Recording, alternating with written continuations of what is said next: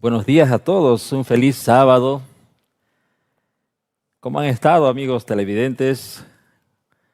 ¿Cómo ha estado en su país? ¿Cómo ha estado la situación política? ¿Cómo ha estado el clima? Nosotros aquí en Bolivia hemos estado viviendo de novedad en novedad.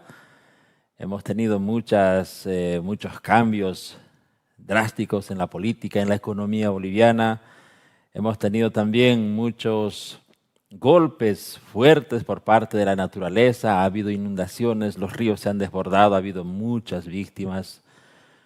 Nos solidarizamos con aquellas familias que perdieron a sus seres queridos por causa de las inundaciones que han causado el desborde de los ríos aquí en Santa Cruz de la Sierra, Bolivia.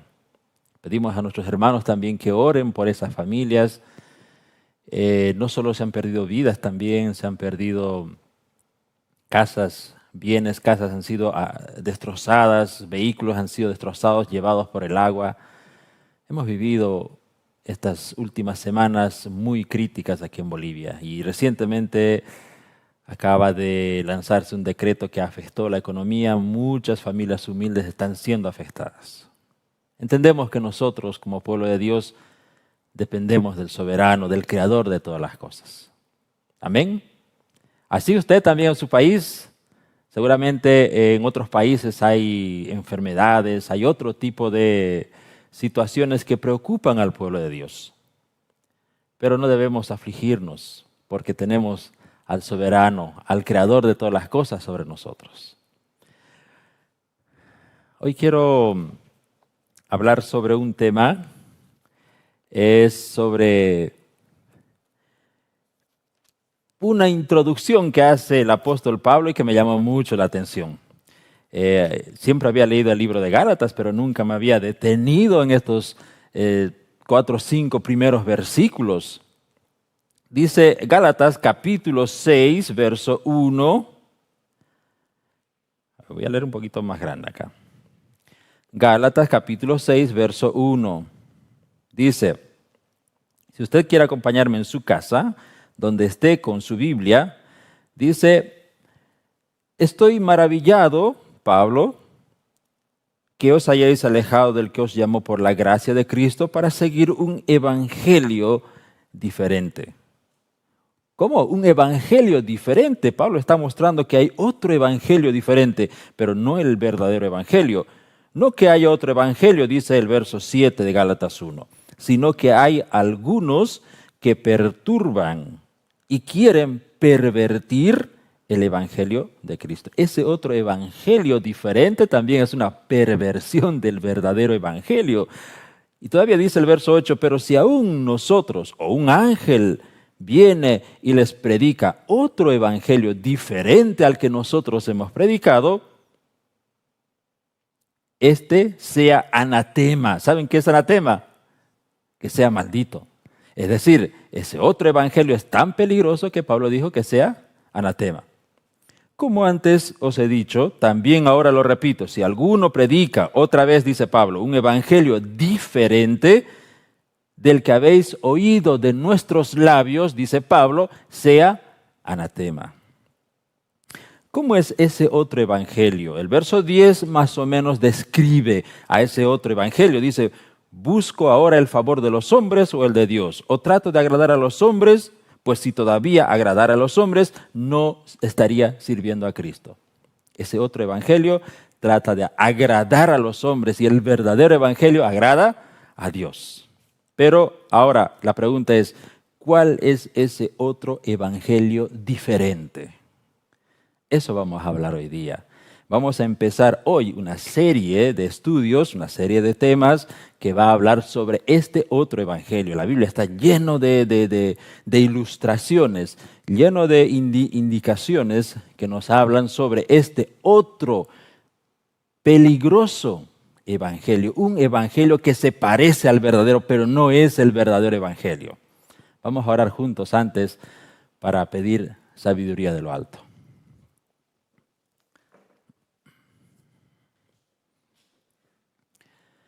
Eterno Padre, en nombre de Jesús, nos postramos ante ti, Señor, para pedir, para rogar que tú nos envíes tu sabiduría de allá, desde tu trono, de gracia. Queremos, Señor, que nos dirijas, nos acompañes en este estudio, en esta mañana, en este servicio, Señor. Queremos que únicamente tu nombre sea honrado y glorificado en esta mañana. Por favor, utilízanos como tus instrumentos. Bendice a tus hijos que se encuentran dispersos en la ancha faz de la tierra, siguiendo la señal de este canal. Que tu palabra, Señor, a través de tu Santo Espíritu también pueda llegar a sus corazones. Queremos aprender a tus pies, Señor, acerca del verdadero evangelio y cuidarnos de aquel peligroso otro evangelio. Danos tu sabiduría, en nombre de Jesús te pedimos y te agradecemos. Amén.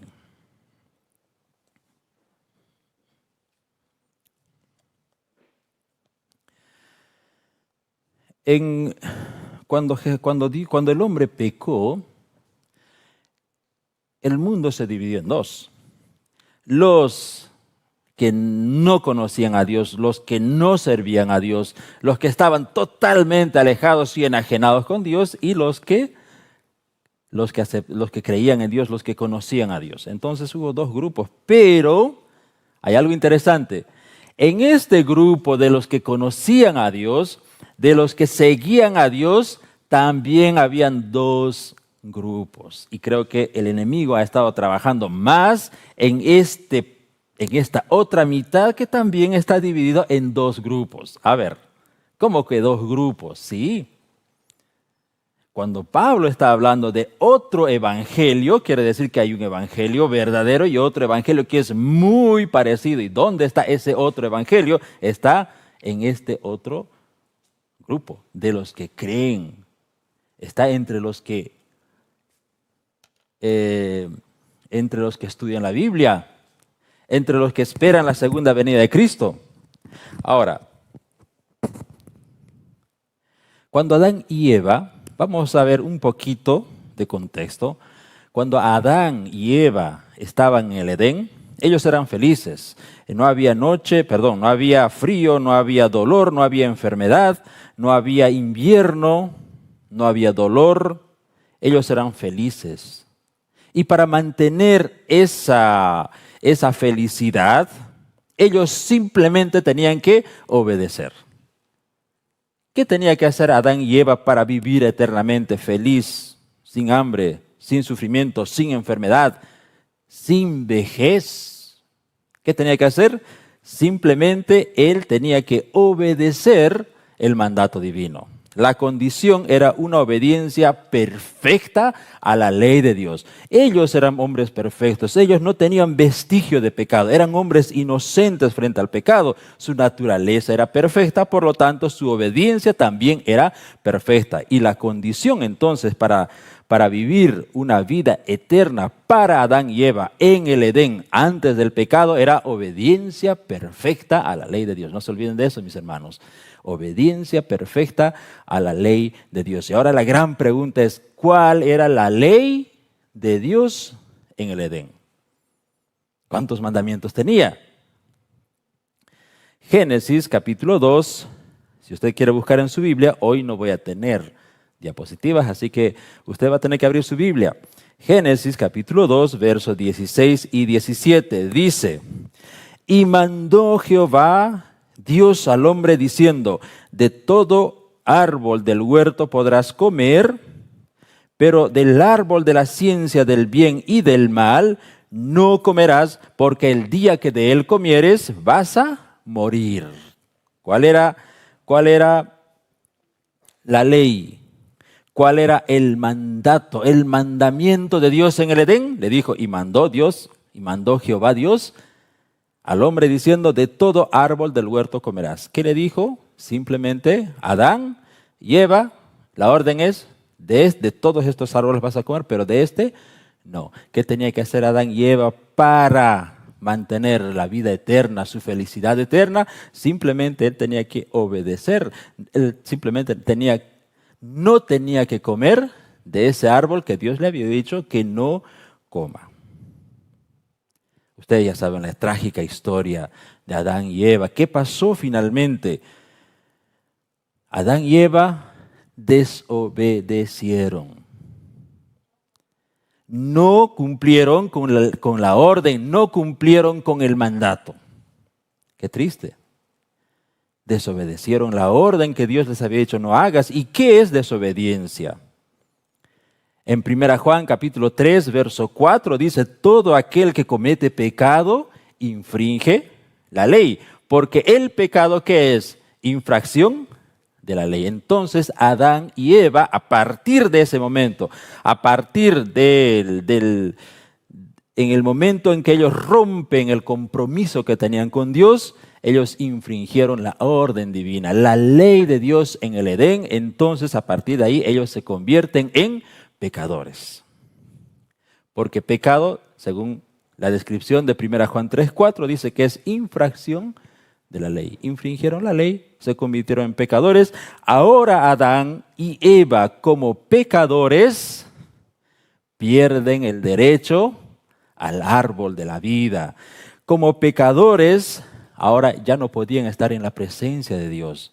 Ellos conversaban con Dios, Dios venía, los visitaba, Dios hablaba con ellos, y el día que ellos pecaron, dice que se les abrieron los ojos y comenzaron a sentirse desnudos, sintieron vergüenza, y entre ellos se miraban y comenzaron a taparse sus partes íntimas y comenzaron a buscar hojas de higuera. No sé qué tamaño, yo conozco las hojas de higuera que tengo en casa, son de este tamaño, los más grandes, quizás en el Edén eran de este tamaño, pero ellos agarraron una hoja y dice la Biblia en capítulo 3, verso 7 de Génesis, entonces fueron abiertos los ojos de ambos y conocieron que estaban desnudos.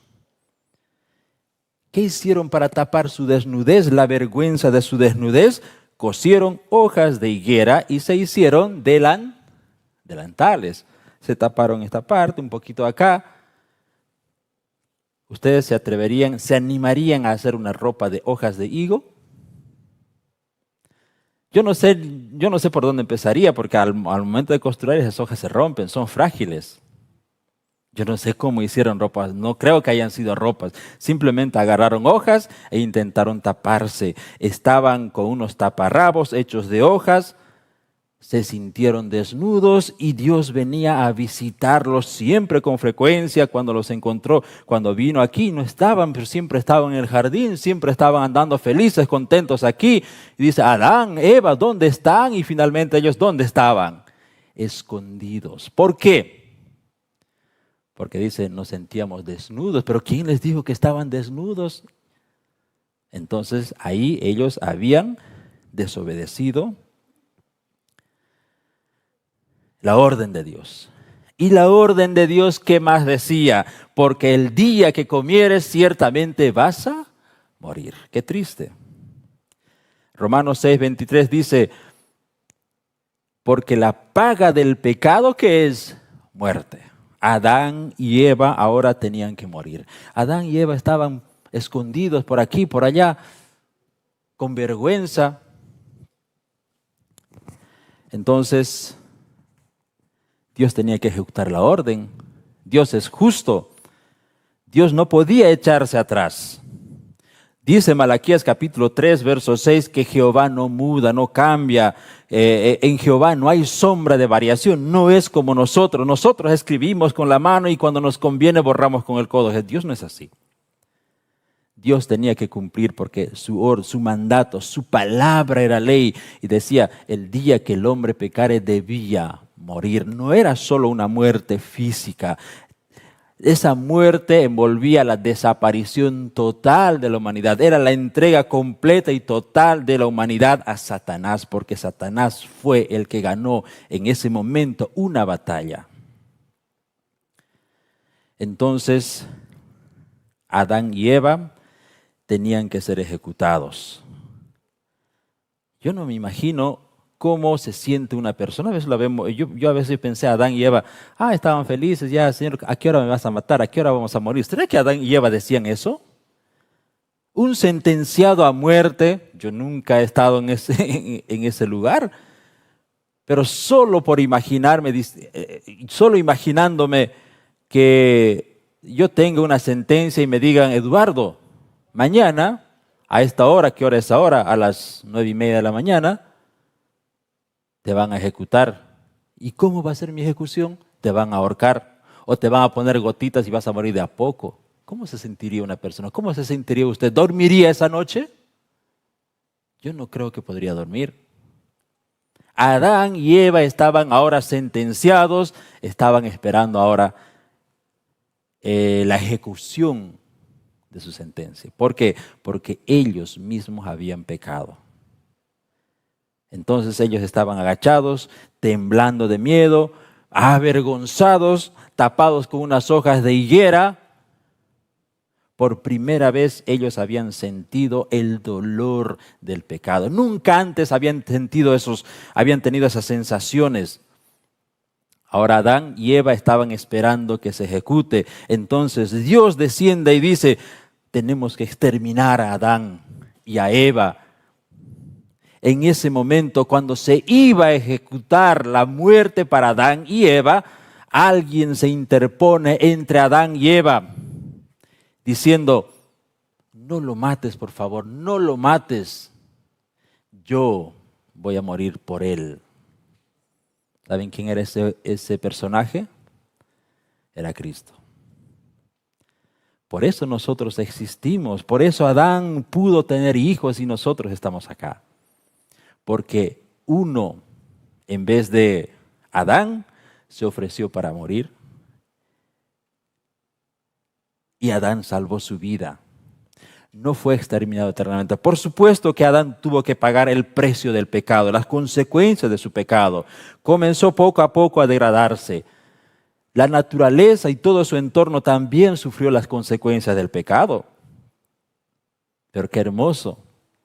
Él no fue exterminado para siempre. Alguien vino a salvar su vida. Alguien vino a devolverle el Edén que había perdido. Él mismo dice palabras de vida del gran maestro. Qué hermosa inspiración, se los voy a leer. En el mismo momento en que el hombre pecó, apareció el sustituto, el garante. Ese era Cristo. Cristo se ofreció voluntariamente a tomar sobre sí la ejecución de la sentencia condenatoria que pesaba sobre Adán y Eva y sobre toda la humanidad.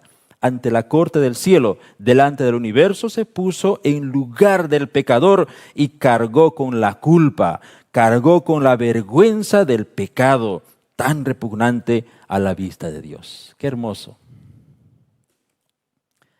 Aquí entra el plan de la salvación. Era un plan para redimir, para rescatar al hombre, pero ¿saben qué? ¡Qué sorpresa para Satanás! Satanás no sabía que había un plan, porque ese plan había sido concebido en secreto antes de la fundación del mundo, en un concilio secreto, dice Job, que fue planificado la salvación del hombre. Satanás estaba sorprendido. ¿Cómo? ¿Dios va a venir a morir por este? Sí. ¿Por qué? Porque Dios es amor. El enemigo no se le esperaba eso. Entonces, ahora Dios habla con la serpiente, habla con Satanás y le dice, Génesis capítulo 3, verso 15, y voy a poner enemistad entre la mujer, que era refiriéndose a Eva y a sus descendientes, y a la serpiente. Va a haber pelea, va a haber conflicto, va a haber luchas permanentes. Tú, le dijo a la serpiente, vas a hacer sufrir probablemente al descendiente, lo vas a herir en el calcañar, pero no va a morir. Sin embargo, el descendiente de la mujer, el descendiente de Eva va a nacer un Salvador. Ese descendiente te va a herir en la cabeza. Dios ya había anunciado la victoria del descendiente, del Hijo de Dios sobre el pecado. Este fue el primer evangelio que se le predicó a Adán y Eva. Con después que ellos vieron que no fue ejecutado la muerte sobre ellos, y con esta noticia de que iba a haber una pelea, pero finalmente el descendiente iba a herir en la cabeza, iba a darle una herida mortal en la cabeza, ese fue el primer la primera nueva, el primer evangelio que fue predicado a Adán. Y Adán por fin cambia su rostro de aquel rostro pálido, de aquel rostro que estaba desfigurado, ya no se lo reconocía Adán porque tenía que morir. Y finalmente le dice, no vas a morir. Yo mismo, le dijo Jesús, yo mismo voy a venir y morir aquí. Y Dios dijo, y Dios profetizó que no solamente voy a morir por morir, va a morir, va a guardar la ley por ti, va a hacer lo que tú no pudiste hacer. Y así Satanás sería derrotado. Satanás no viviría para siempre. Entonces Satanás escucha su sentencia y Adán escucha la promesa. Por fin cambia de rostro. Adán dice que tenía casi 4 metros, su piel era color rosada, pero cuando ellos pecaron estaban desfigurados y otra vez le vuelve el aliento. Otra vez Adán se siente hijo de Dios. Y otra vez su rostro comienza a hacerse colorido y ahora esta vez vive con esperanza. Por primera vez se había dado un evangelio a Adán y Eva. Se le había dicho que ese descendiente iba a nacer. Más adelante se le dijo, porque la luz vino de forma progresiva respecto a ese descendiente, respecto al Salvador. En Isaías ya se dijo, ya se profetizó que una mujer virgen, una jovencita, iba a embarazarse e iba a llevar en la barriga a un niño. Ese niño se llamaría Jesús, que significa Salvador.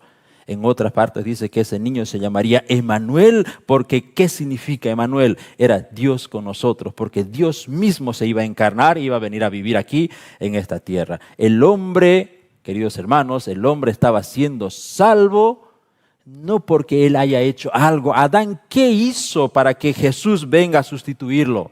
Nada. Él simplemente estaba siendo salvado por sustitución gratuita. Estaba siendo salvado de la muerte por gracia, por misericordia. Porque Dios es justo y también misericordioso.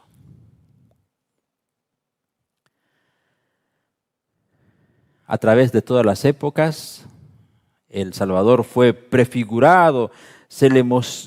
A través de las épocas, los hijos de Adán tenían que saber que Jesús un día vendría. ¿Y cómo hicieron eso? En Génesis capítulo 3, el verso 21, dice que Jehová Dios hizo al hombre y a su mujer túnicas de pieles.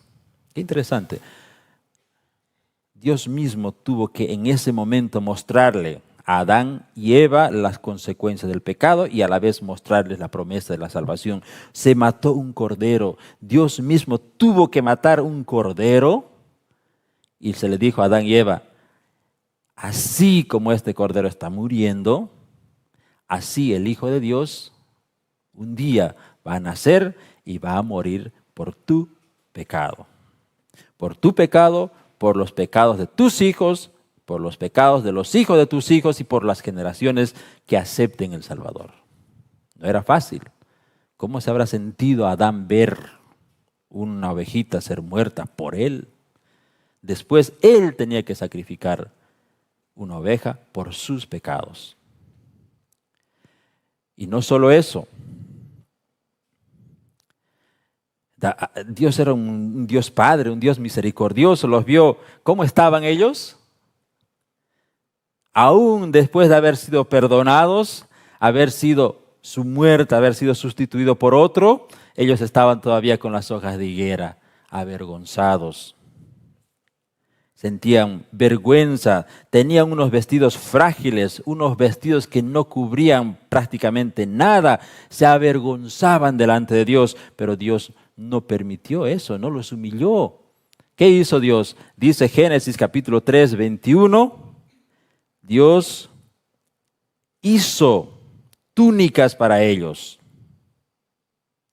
para sustituir, ¿qué vestido? para sustituir las hojas de higuera. ¿Y qué significa las hojas de higuera? Patriarcas y Profetas, en la página 53, dice: las hojas de higuera representan los argumentos usados para cubrir la obediencia. En otra parte, más abajo, las hojas de higuera representan los esfuerzos humanos para cubrir la transgresión. Ahí podemos identificar ese otro evangelio del que Pablo hablaba. Pablo dijo, hay otro evangelio. Ese otro evangelio es una perversión del evangelio de Cristo. Es diferente. Sea anatema el que habla ese evangelio. Y aquí estaban por primera vez manifestándose el otro evangelio, cubriéndose, intentando cubrir ellos su vergüenza. Hoy ese otro evangelio enseña, ¿qué son? Son argumentos humanos usados ¿para qué? Para cubrir la desobediencia, o esfuerzos humanos por intentar cubrir la transgresión. Ese falso evangelio, nos enseña a decir, yo soy bueno, no hago mal a nadie, yo voy a la iglesia, yo doy diezmo, voy todos los sábados, asisto a la iglesia con puntualidad. Otros hermanos que no son adventistas dirán, yo voy todos los domingos a mi iglesia, yo doy mis diezmos. Otros hacen muchos esfuerzos. Yo soy vegetariano, yo ayudo a los pobres. Yo pertenezco a la verdadera iglesia del Señor. ¿Cómo se llama eso? Tapa rabos, hojas de higuera. Son obras buenas. Y de hecho los hijos de Dios deben manifestar obras buenas. Pero aquella persona que cree que sus obras suman algo para su salvación, aquella persona que cree que todo lo que hace de bueno le hace favorito delante de Dios, está equivocado. Porque de hecho, ninguna de sus obras, por muy bueno que sea usted, por muy celoso que sea en la iglesia, por muy buen predicador, por muy buen conocedor de la palabra de Dios, por muy buen cristiano, filántropo que usted sea, por muy buenos diezmos que usted dé a la iglesia, por muy buen puntual que sea, eso no le suma ni un punto a su salvación. Esto es para nuestra relación vertical quizás, pero para su salvación no. ¿Por qué? Porque las obras no pueden cubrir ningún pecado, apenas cubren una parte de su vergüenza. Usted necesita las túnicas, las pieles de Cristo.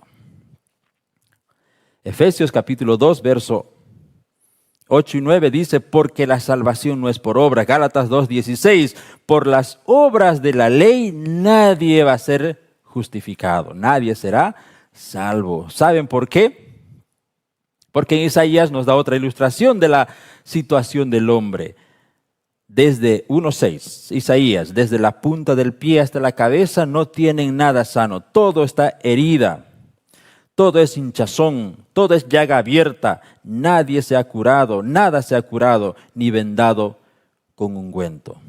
Todo lo que usted haga, por muy buenas cosas que sean las que haga usted, está contaminado por un cuerpo de pecado. Dice en otras partes el Espíritu de Profecía, sus oraciones, las más bonitas oraciones, las más bellas melodías de alabanza, por muy buenas que sean, al salir, al pasar por los canales de esta humanidad corrupta, se corrompe. No hay nada bueno que usted haga, mi hermano.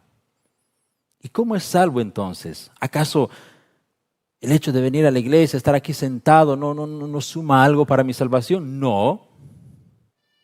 Y ese hermano que es tan bueno,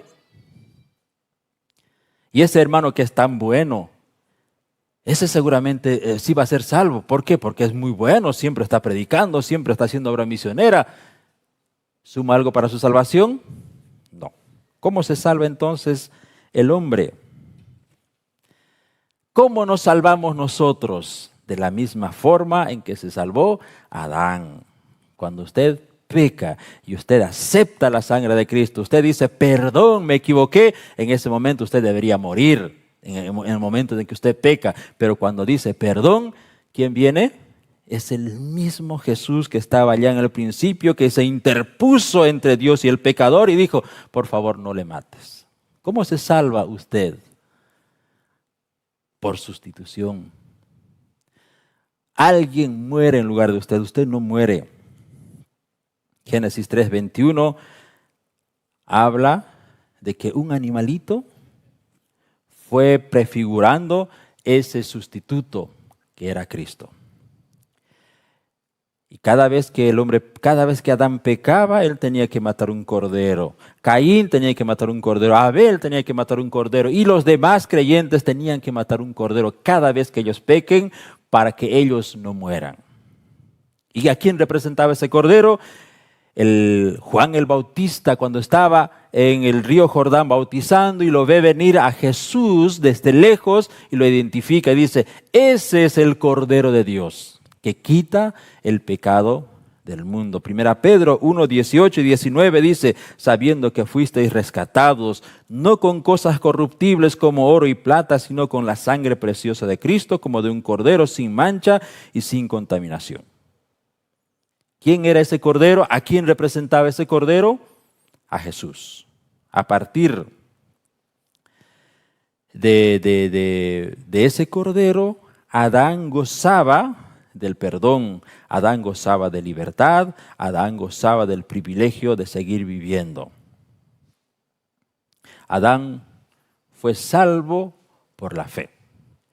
Por la fe en el futuro Mesías. Y nosotros, ¿cómo nos salvamos? Efesios 2:8 y 9, por gracia sois salvos, dice Pablo. Por gracia sois salvos por medio de la fe ¿en quién? En Cristo, en ese Cordero de Dios. Y esa fe ni siquiera es de vosotros, dice, ni siquiera esa fe es de ustedes, porque es un don de Dios, no por obras para que nadie se gloríe. Nadie va a ser salvo por obras. Usted no va a ser salvo por ir a la iglesia. Usted no es salvo por leerse la Biblia de tapa a tapa. Usted no es salvo por dar diezmos. Usted no es salvo por donar su casa para los ministerios. Usted no es salvo porque usted haya hecho alguna cosa buena en el vecindario, en su iglesia, en la escuela, no sé. Muchas personas pueden elogiarnos, pueden decir, wow, le admiro a usted, Señor. Bien. Gracias, amén, gloria sea a Dios, alabado sea Dios, pero eso, ¿qué nos trae? ¿Algún punto delante de Dios? No, nosotros somos salvos única y enteramente por gracia. Cuando el pecador pecaba en el Antiguo Testamento, ese pecador tenía que ir, agarrar un corderito, poner su mano, confesar el pecado y decir, Señor, me he equivocado, perdóname. Entonces, simbólicamente, su pecado era trasladado a ese cordero y ese cordero era llevado al atrio y allí era muerto y sacrificado. Entonces el pecador quedaba libre. Desde ahí el pecador podía ir a dormir, el fornicario podía ir a dormir, el estafador podía ir a dormir. ¿Entienden? Pero si no hacía un sacrificio, si no descargaba, si alguien no moría por él tendría que haber muerto. Entonces, ¿cómo se salvaba el hombre? A través de un sustituto. Hoy día los pecadores ya no matamos corderos. Hoy día los pecadores nos acercamos ¿a dónde? Ya no hay un santuario terrenal aquí. Hoy los pecadores nos acercamos por fe, miramos nuestra mirada hacia dónde, hacia el santuario celestial. Allí confesamos nuestros pecados y así como el pecador dejaba su carga de pecados sobre el cordero, hoy día nosotros dejamos nuestra carga de pecados ¿dónde? Allá en el santuario celestial donde está Cristo, intercediendo, ofreciendo su sacrificio por nosotros. ¿Sabe usted, hermano, que hay mucha gente angustiada? Estoy hablando gente en la iglesia.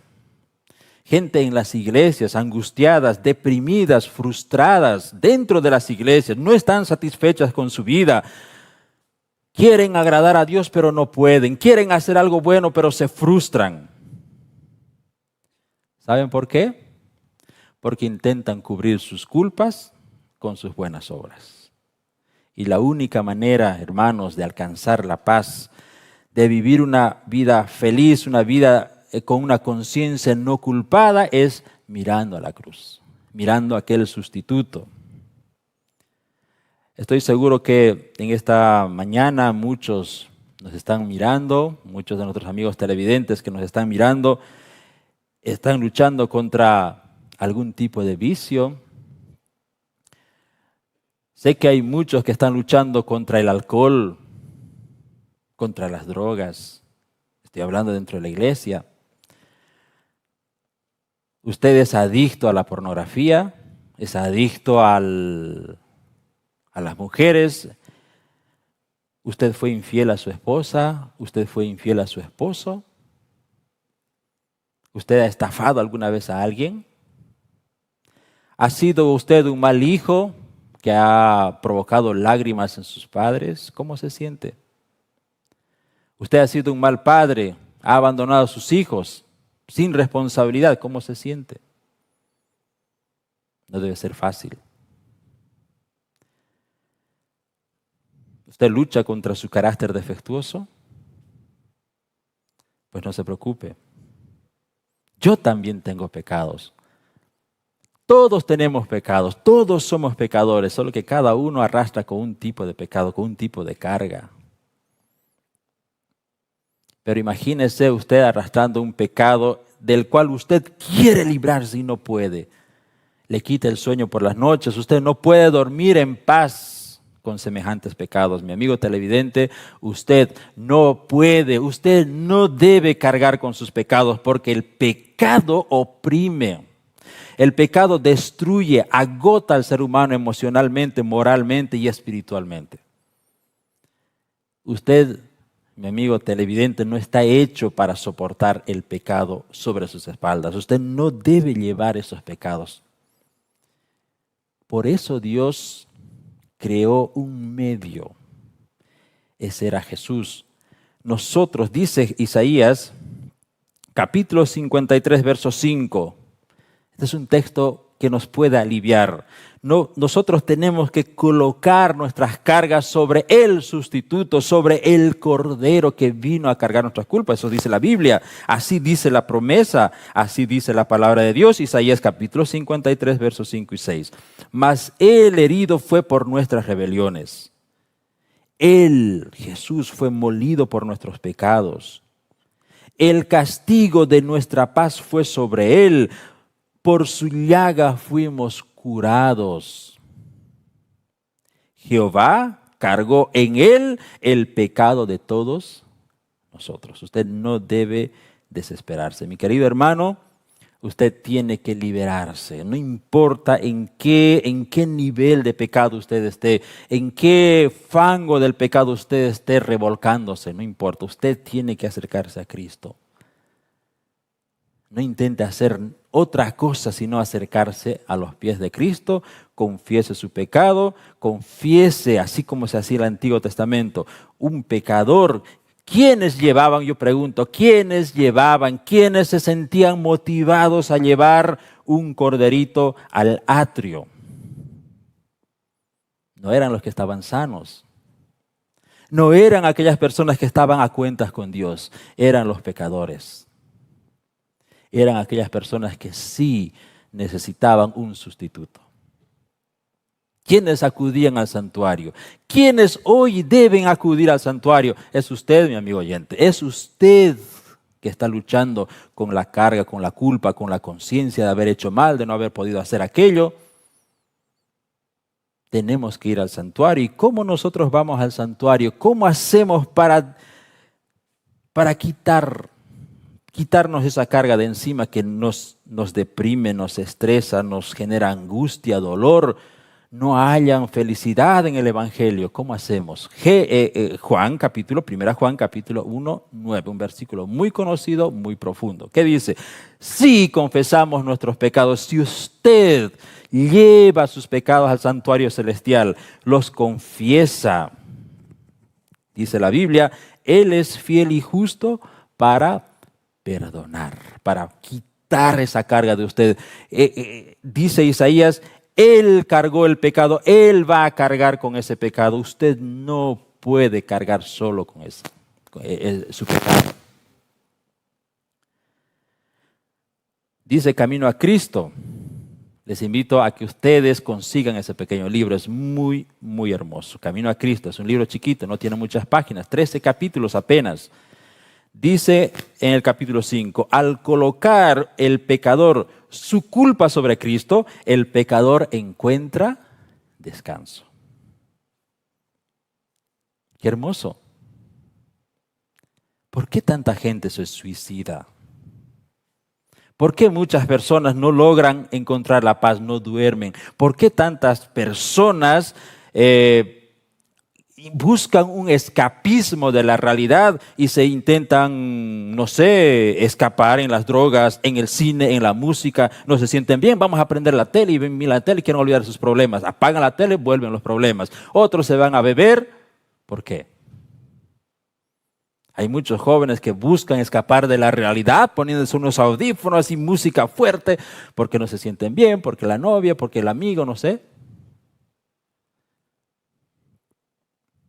Nosotros tenemos que colocar nuestras cargas sobre Cristo. Es la única forma de encontrar descanso. Dice Romanos 5:1, justificados pues por la fe, tenemos paz para con Dios. ¿Quién no quiere paz? Yo quiero paz. Aún en medio de la tormenta, aún en medio de la crisis, aún en medio de las destrucciones que están sucediendo por aquí, por allá, aún en medio de la amenaza de una terrible inflación, yo quiero paz, quiero dormir en paz. ¿Cuántos de ustedes quieren dormir en paz? ¿Qué significa ahora justificados por la fe? Se llama hechos justos por la fe, perdonados por la fe. Y aquí hay una buena noticia. Cuando Dios, en Génesis 3:21 dice, cuando Dios hizo al hombre y a su mujer túnicas de pieles y los vistió, esas túnicas, ¿saben qué representan? La justicia de Cristo que cubre el pecador creyente. ¿Qué es la justicia? Jesús vivió 33 años aquí en la tierra, vivió como un ser humano como nosotros, vino sin pecado, sin mancha, así como Adán, y no se contaminó.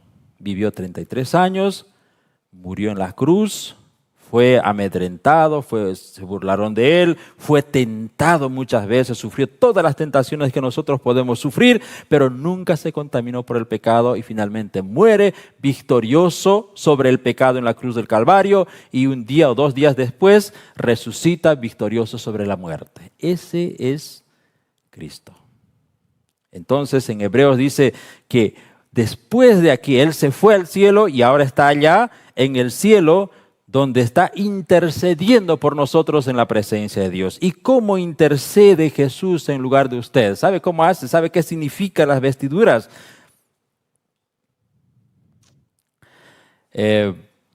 Así ahora todos los días Satanás se dirige a Dios, se dirige al trono. ¿Sabe qué diciendo? Usted, hermano, usted es pecador. Y se dirige a Dios, dice, ese es un pecador, ese es uno que transgrede los mandamientos, ese hermano, mira, ese hermano mira pornografía, ese debe morir. Mire, ese hermano es adicto al cigarro, ese debe morir, ese hermano es mentiroso, debe morir. Ese hermano llega tarde a la iglesia, debe morir, ese hermano transgrede el sábado, debe morir. Todos los días Satanás está ahí. Ese otro hermano le roba los diezmos, debe morir. Y este otro peor, ¿qué hace ahí sentado? Abandonó a su hijo, sentado en la iglesia, no da las pensiones a su esposa, debe morir. Y este otro que lee la Biblia, lleno de pensamientos malos, mira películas, debe morir. ¿Y sabe qué hace Dios ahí? Dios dice, sí, tienen que morir. Pero inmediatamente, ¿qué hace Dios? Jesús viene y dice, por favor, no le maten. Jesús interviene por cada pecador, por cada corrupto que va a los pies de Cristo. Él dice, Señor, por favor, no lo mires a él. Mírame a mí. ¿Cómo fue la vida de Cristo? Perfecta, sin pecado, sin tacha. No hay nada que se pueda decir de Cristo. Entonces Él se interpone entre el pecador y Dios y dice, por favor, Padre, mírame a mí, no le mires a Él, porque Él aceptó mi sangre. ¿Ves mis marcas? Su nombre está grabado aquí en las palmas de mi mano. Yo lo redimí. Entonces el pecador oculto detrás de la justicia de Cristo es redimido. Todo, yo pregunto, ¿qué pecado Dios no puede perdonar? Yo no sé, yo leo la Biblia y digo, ¿por qué ponen a David aquí a un asesino, un infiel, un adúltero? ¿Y Salomón? ¿Entienden? ¿Y Abraham? Y Abraham, sí, fue buena gente, todo, pero a ver, revisen su vida. Se casó con una joven, le escuchó a la esposa. Jacob, ni qué decir. ¿Por qué Dios escribió eso ahí? Para mostrarnos algo. Que Dios es capaz de perdonar todos los pecados y restaurar al hombre. ¿Ya? Nosotros finalmente somos hallados perfectos. Hoy día, hermanos, ¿cuál es la condición hoy día para ser salvos? ¿Cuál es la condición hoy día para tener la vida eterna? Es la misma condición de Adán. ¿Cuál era la condición para que Adán tenga vida eterna? Ser perfecto, un obediente perfecto. Tenemos que obedecer la ley de manera perfecta. Esa es la misma condición hoy día. Solo que, ¿qué hacía Adán para obtener esa obediencia? Simplemente él no comía del árbol y listo, era obediente y así vivía eternamente. Ahora la pregunta es, ¿qué hacemos nosotros para ser obedientes, para tener una obediencia perfecta? ¿Obedecer? No. Usted ya no puede ser perfecto. Usted puede intentar muchas cosas. Usted tiene que ser una persona buena, una persona íntegra, correcta. Pero eso no cuenta para su salvación porque usted es corrupto. Su naturaleza ya no le permite prestar una obediencia perfecta. Entonces ahí necesitamos un sustituto. Entonces ahí tenemos que decir, Señor, por favor, quiero ocultarme detrás de tu justicia porque cuando yo aparezco delante de la ley soy cualquier cosa. Entonces nos ocultamos detrás de la justicia de Cristo y Cristo dice, yo morí por él. Su nombre está grabado en las palmas de mi mano. Por favor, acéptalo a él en mí. Entonces ahí somos hallados justos. Entonces usted es justificado ahí por la fe. ¿Ahora entiende qué es justificación por la fe? Permítame hacerle algunas preguntas.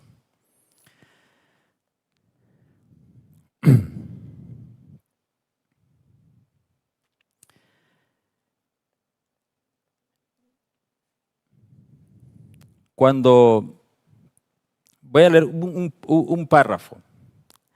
Está en Conflicto de los Siglos. Los que han confiado en Cristo están cubiertos por su justicia. En el juicio, Dios los considera como si nunca hubieran pecado.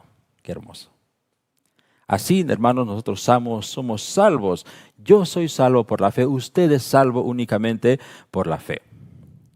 Pero ¿sabe qué enseña ese otro evangelio del que menciona Gálatas? El otro evangelio enseña ese otro evangelio que es una tergiversación del verdadero evangelio. Dice, usted para ser salvo tiene que ser buena persona. Usted para ser salvo tiene que dar diezmo. Usted para ser salvo, ¿quiere ser salvo? Sí, pues venga a la iglesia unos 4, 5, 6 meses, quizás un año, no sé, usted va a ser salvo. Usted para ser salvo tiene que guardar el sábado. Usted para ser salvo tiene que ayudar a los pobres, tiene que donar, tiene que ser simpático, tiene que ser buena persona. Ese enseña el otro evangelio, pero el verdadero evangelio que dice que para ser salvos, lo único que tenemos que hacer, ¿qué cosa? Es creer. Tito, capítulo 3, verso 5, dice, Dios no nos salvó por obras de justicia, no nos salvó porque vamos a la iglesia, no nos salvó porque damos diezmo, no nos salva porque usted lee la Biblia, no nos salva porque usted es buena persona.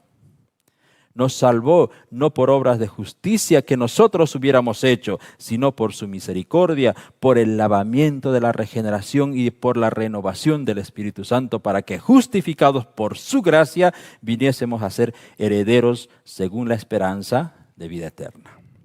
En Juan 5:24 dice, de cierto os digo, el que oye mi palabra y cree al que me envió, tiene vida eterna. ¿Cómo se salva usted? Creyendo en quién, en el sacrificio. ¿Aceptando a quién? Al sacrificio. San Juan 3:16, el texto más conocido de la Biblia, dice: ¿por qué de tal manera amó Dios al mundo que dio a su Hijo único para que todo aquel que cree, no dice toda aquella persona que hace buenas obras sea salvo, no, dice para que todo aquel que cree en ese Hijo del Hombre enviado para sustituir al hombre, ese sea salvo y tenga vida eterna? El otro evangelio que dice: ¿te gusta la pornografía? Bueno, si quieres ser salvo, primero tienes que dejar la pornografía, tienes que dejar el vicio, tienes que portarte más santo, tienes que leer la Biblia y después vas a ir a Dios y confesar tu pecado. Ese enseña el otro evangelio. Pero el verdadero evangelio, ¿qué dice? Mateo 11:28.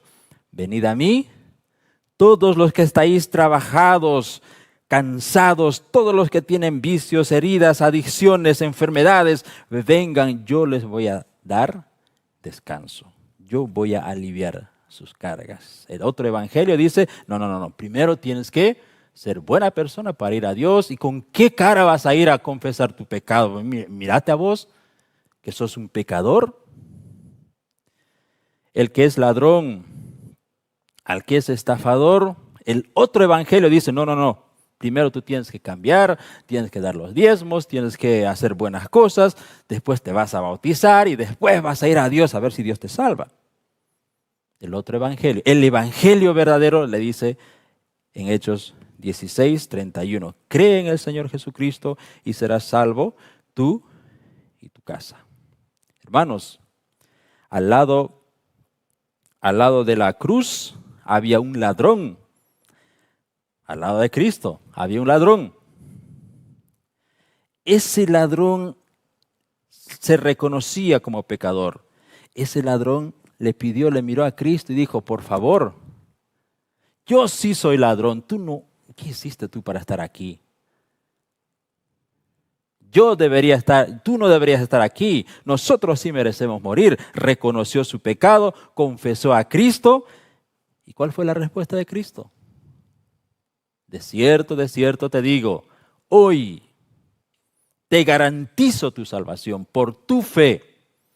¿Qué había hecho este hombre para merecer la salvación? ¿Qué obras buenas había hecho? Pero ¿sabe cómo iba a tratar el caso de este ladrón en la cruz? Ese otro evangelio, ese evangelio distorsionado, seguramente si él bajaba de la cruz o si le llevaban a un pastor a decirle: a ver, este ladrón quiere arreglar sus cuentas con Dios, el otro iba a ir, iba a decir: a ver, ¿tú eres bautizado, ladrón? No soy bautizado. Entonces, pues, ¿cómo quieres ser salvo? ¿Has dado alguna vez diezmo? No, entonces no puede ser. ¿Has hecho alguna obra? Bueno, ¿cómo vas a hacer obras llenas de obras malas? No. ¿Cómo quieres ser salvo? El otro evangelio acusa. El otro evangelio no da esperanza. El otro evangelio intenta cubrir los pecados con las buenas obras. Le dirían al ladrón: no te vimos por la iglesia. ¿Alguna vez has ido a la iglesia? ¿Estás registrado en la iglesia? No. Entonces, ¿qué quieres? ¿Buscar la salvación? Eso dice el otro evangelio. Pero el verdadero evangelio estaba colgado a la cruz. Él le dijo: ¿qué cosa? De cierto te digo, hoy estarás conmigo en el paraíso. Ese hombre fue salvo solo por gracia.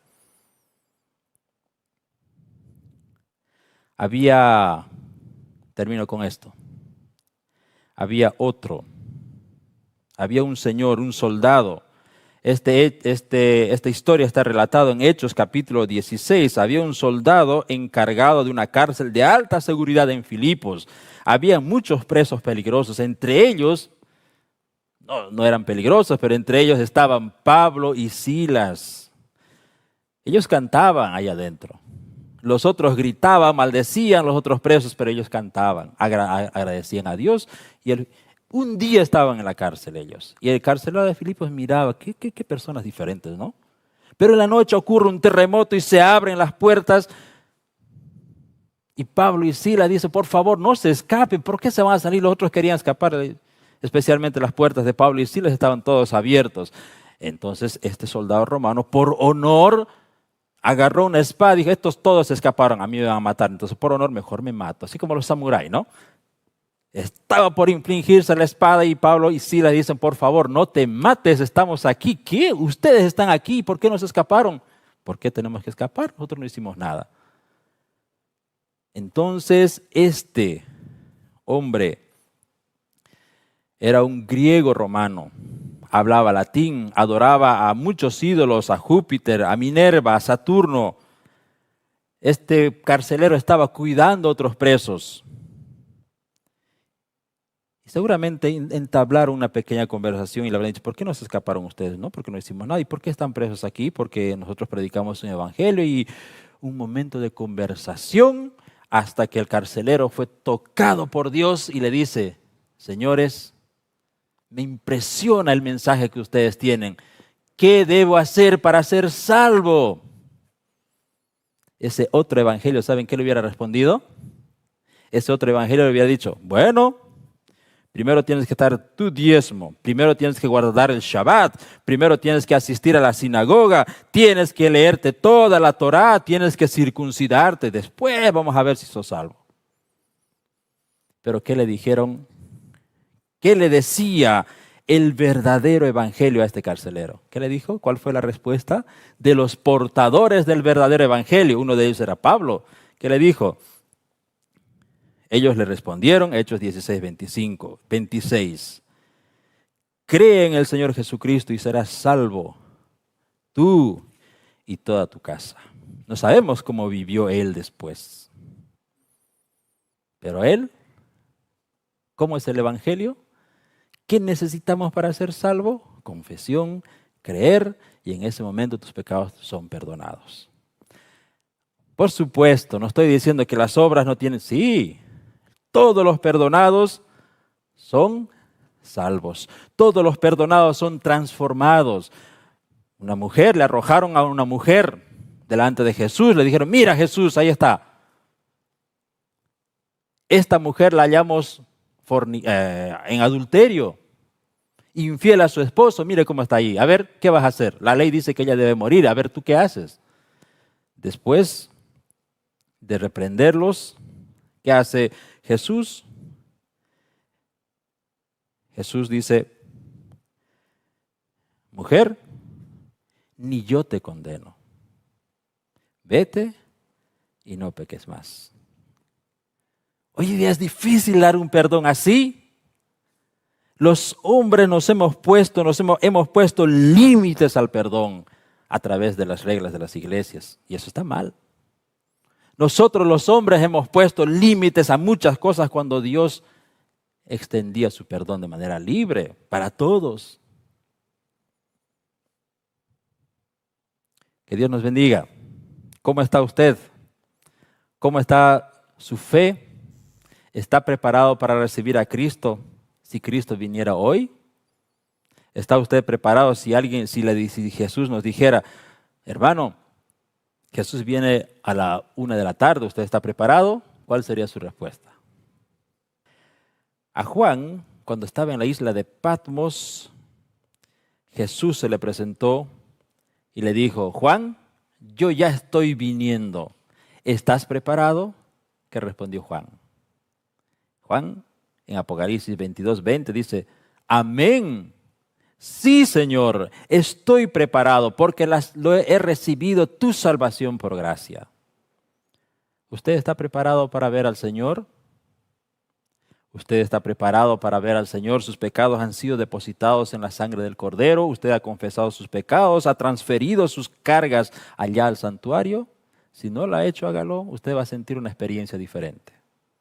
Y usted podrá decir, si un día el Señor se acerca a usted y le dice, ¿usted está preparado, Eduardo? ¿Estás preparado? Usted podrá decir, sí, Señor. A Pablo, cuando estaba por viajar a Roma, todos sus amigos, sus hermanos sabían que iba a morir. Le decían, Pablo, ¿sabes que vas a morir allá, verdad? Sí.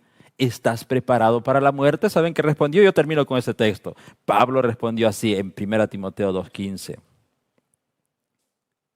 he peleado la buena batalla, he acabado la carrera, he guardado la fe, por lo demás me está guardada la corona de justicia, la cual me dará el Señor, juez justo en aquel día, no solo a mí, sino también a todos que aman su venida. Eso es seguridad de la salvación. Pablo tenía completa certeza de su salvación, no porque él era un hombre bueno, él dijo, yo soy pecador, igual que todos, peor que todos, pero él tenía la certeza de que Cristo justifica al pecador arrepentido.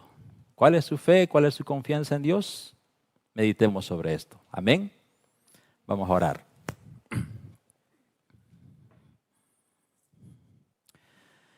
Eterno Padre, te damos gracias, Señor, por tu mensaje, por tu palabra. Gracias, Señor, por haber venido hace 2000 años atrás aquí a nacer en este mundo para darnos, Señor, la esperanza de vida eterna.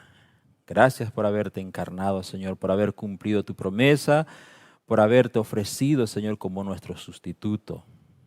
Perdónanos, Señor, porque somos débiles.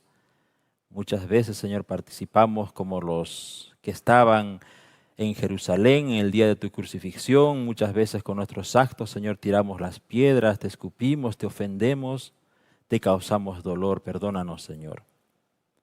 Nuestra vida es llena de pecado, necesitamos de tu perdón, necesitamos, Señor, que tú pongas sobre nosotros el manto de tu justicia perfecta y nos representes, Señor, allá en el cielo. Bendice a nuestros amigos televidentes allí donde se encuentren.